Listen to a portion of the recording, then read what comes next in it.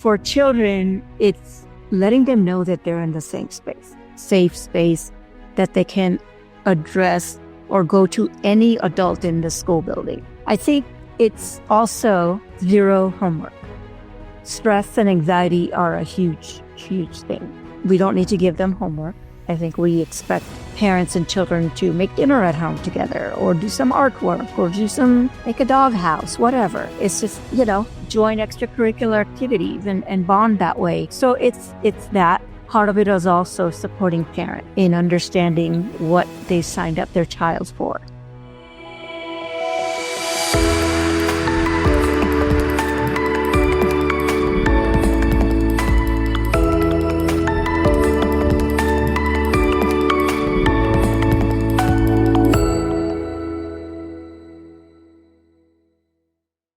So as a leader, when do you put your hat on and look at the leadership framework and look at the mental health of your students, teachers, and including families that are coming into your program?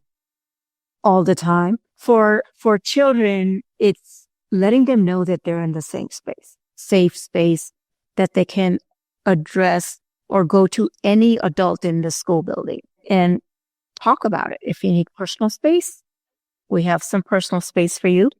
But when you're ready to talk, we're here and we can listen. I think it's also zero homework.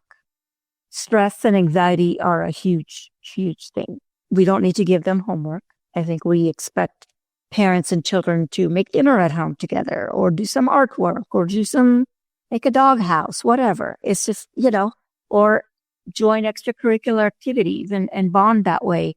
So it's that. Part of it is also supporting parents in understanding what they signed up their child for. Because if they understand it, then they can connect with their own children much better. So I think it's looking at it, and parents need support too, so we have staff that will at any moment ready to meet with you and discuss whatever. And then, they get it.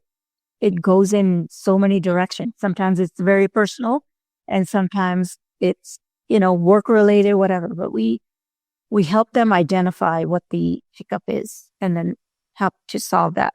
So I think that helps quite a bit because I think 90% of our parents are working parents, and 2 working parents is stress in itself, right? When it comes to staff, I remember what I went through and the guilt and the anxiety that I felt leaving my daughters and actually crying while I get in the car, right? I didn't want any of them to feel that. I didn't spend enough time with my daughters. I was working, I was growing professionally, but we help them focus on the work-life balance as well, which is one of the reasons why Norana came about is let's leave work at work. You can do everything you want to do or need to do while you're on job. You don't need to take it home. You don't need to work on the weekends. We also provide, I think, pretty generous PTO, and we combine sick leave and personal time off so they can take it for anything, anytime. We give them paid vacation time, which are more than what other schools give. So we make sure there's enough coverage. And if there's not, obviously, somebody will step up. And then they decide how long they want to stay on the maternity leave. We provide a certain number of months as paid. And then if you're not ready, they just call us up and say, I'm not ready to come back yet.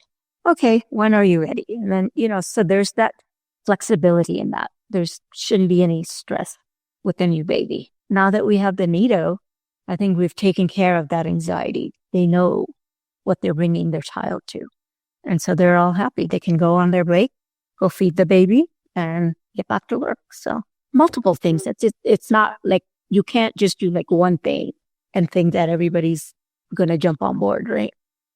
We've also started the school fully paid life insurance policies for all of my staff because I realize they're paycheck to paycheck. There's nothing they're leaving behind. And so it's a fully funded life insurance policy that's yours as long as you stay.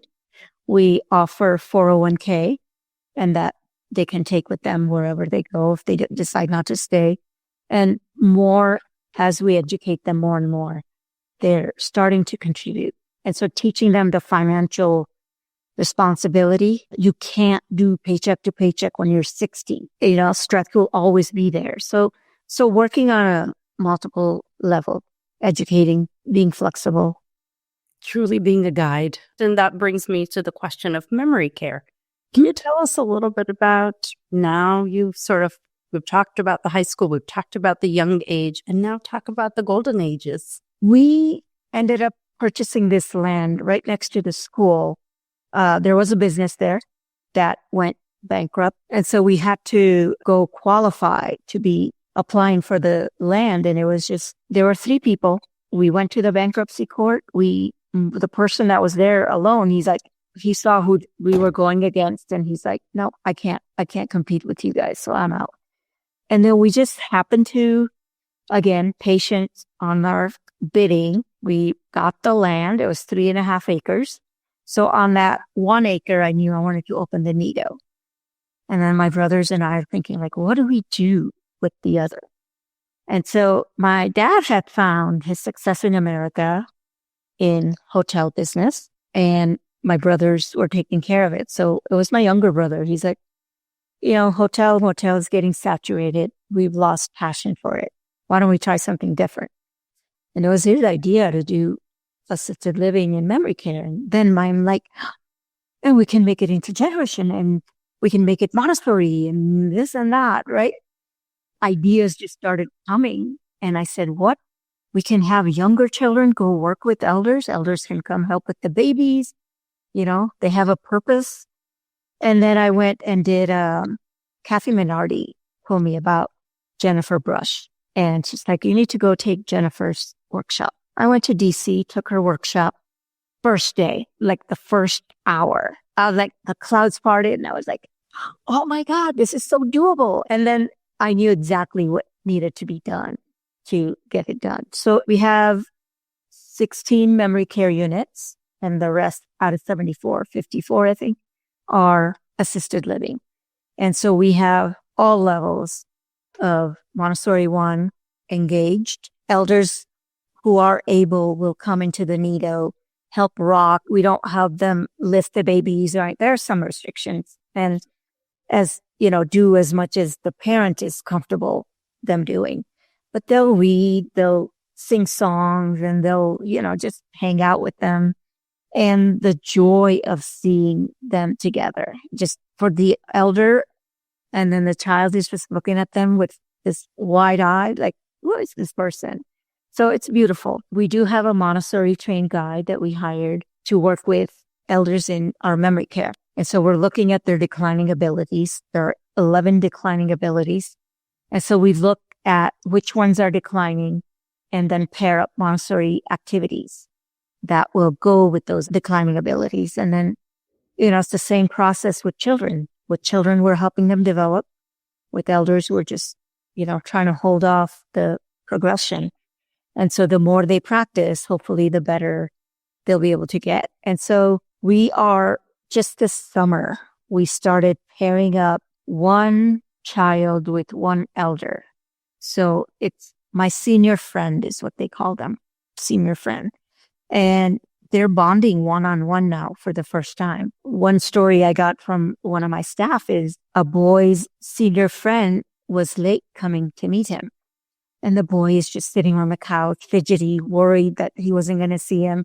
And suddenly he sees the friend coming, and he just shoots up, runs, gives him a big old hug. I am so happy to see you. And the senior adult was like ruffling his hair and like, I would not miss this for you, And it was just beautiful what we're thinking about, because every positive has a negative, right? What happens when the senior friend passes? So now, we're going to need to look into some therapy and counseling for children. But what's also happening is parents are now involved. So parents are taking like special treats or flowers or gifts with their child. And so we've been talking to parents about how to talk with your child should the friend get sick and then eventually pass, because that's going to happen. That's one thing I had to learn, because all my life I've dealt with life and birth, right? And now we're looking at the end of life, and that was a challenge. So for me, and so I can't imagine what it would feel like for a 4-year-old, So Tina, you've created a village, because we used to always talk about having grandparents and neighbors and aunts and uncles. And these children are literally, they would have experienced this in their family, their current families. They will still experience this as part of life, but also thinking about what and how. So it's not just going to happen and we're going to just now figure it out. You've got them, and it's a beautiful village. It's also changing the perspective of the child, right? Because a typical child would think an elder is feeble or not weak and not strong, or they don't know what they're saying. And we're changing that perception now to, hey, I can have fun with my senior friend and we can do things together. And then I'll see them just subconsciously stroking them because the skin feels so soft. And the seniors are loving it. They have it's a more joyful environment now. You made my day. This is my thing, I was telling you earlier. The supporting seniors, I really have always been drawn to the aging population, and I've always seen them. So I learned so much from them, and you want to contribute, and they now can continue to contribute. Yes. And it's our culture, right? Decline, that's a reality. It's going to happen to all of us. It's how we help them spend the final years of their life is what counts. We don't want them to be passive in front of TV all day long. That's not living. So now they do flower arranging, they do cooking, they're out in the garden gardening, they're doing all kinds of things together, playing with balls. And it's just making greeting cards or thank you cards together. So we have this big box. So anyone at Amaran, if they want to send a note to any one of their friends, they'll come and they'll pick out a card that they like, and that's what they're sending off. So a lot of activities are just getting them to get up out of bed and out of their room and doing things. So, and it's our culture.